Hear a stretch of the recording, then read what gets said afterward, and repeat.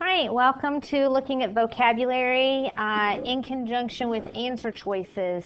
It's very important to learn a few formulaic things that might help you as you answer test questions. So there is a formula, and I know that some teachers may have talked to you about this in the past, but there is an instance where knowing the formula for test writers, and we've talked about this in a different video, knowing the formula that these test writers use can help you to narrow down maybe between two answer choices, A and B, because you've eliminated C and D, or even determine the answer. So we need to try to tap into your intuition to determine a connotation. So I think we need to talk maybe in review about what connotations are. Connotations can be positive, something that makes you feel good. These are things that you may not know the word, but you know that it's a good word, like effervescent, gratitude, innovate, or prominent. These are all words that have a positive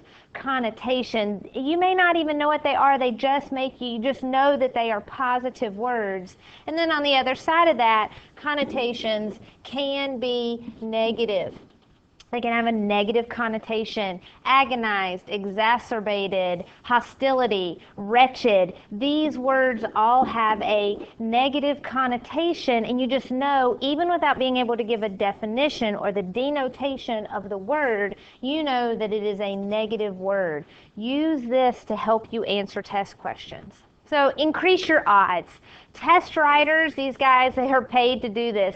Choose vocabulary, and you've often seen a vocabulary problem that readers may not be familiar with, to test and see how well students, not if they know the word, but how well students can determine the meaning from the text. But notice that's a signal word. We've talked about signal words, or you will see a video with signal words in there. But you can increase your success if you know this rule, used often by test writers. So you need to decide the connotation of the word in the question. Is it positive or negative? That's your question. And the connotation of the answer choices. And for North Carolina, on our EOG test, you will always have A, B, C, or D. And you can go through, oh, that sounds positive. Oh, I know that word, it's negative. I know that word, it's negative.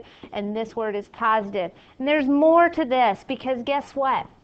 Here's the secret. Many times these answer choices, those A, B, C, and D, will be divided into two words that have positive connotations and two words with negative connotations. So if you're given A, B, C, and D, you might have, oh, A, that's a positive word. B is a negative word. C is a negative word. D, I'm not sure what that means, but, ooh, we've got a secret. We know that if they have two negative, probably, even if you're not sure what this is, it is probably going to be a positive word. It's going to have a positive connotation. This will eliminate instantly two of these answer choices, because if you know that the word in question up here is a negative or has a negative connotation, you can eliminate two of your answer choices. And then you're left here with B and C. You can go back and look at this word. You can go and, oh, imagine, reread the text. And rereading that text may just give you that extra little bump that is going to give you, oh, now I get it. And you can be able to better pick out an answer choice. So here's an example. I just pulled this randomly out of an EOG practice that we have seen before. You may, well, I've seen it. Some of you may have seen it as well. Here's what it's going to say, based on the text. That's the key. On the text, what does the word abash most nearly mean?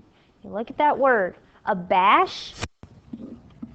I'm hoping that most of you see that this has a negative connotation. So there's the first thing we've done. We've determined that the word in question, and that's abash, has a negative connotation. Not really sure what it means, I don't have a definition for it, but it sounds negative. So I'm going to go back and here are my answer choices, and I'm going to say, is confuse positive or negative? Well, to confuse is negative. To support is positive. To praise is positive. And to destroy is negative. These are the connotations of these words. Notice we didn't talk about a definition. We haven't even defined any of these. We said, this word right here, abash, not really sure, but it sounds negative in the text. And then I come here to my answer choices, and I look at the connotations of these words, and who are negative, positive, positive, and negative. Well, I'm going to switch colors on you. We know that abash, or we're assuming, we have that intuition that abash has a negative connotation. So we know we are looking for negative words here, eliminating B and C. We know that these are not going to be the answer based on this strategy. And so you are left with the words to confuse or to destroy. And then you go back to your text because it says based on the text. So reread. And of course, at this particular example, I did not include this where the word is found. And abash, if you look it up and you get the definition, is more closely related to destroy as opposed to confuse. But do you see, you have given yourself now a 50-50 chance at getting this correct. So this is one example of how to look at vocabulary and your answer choices and use a strategy that's only going to give you a better chance at getting the answer correct. Thank you.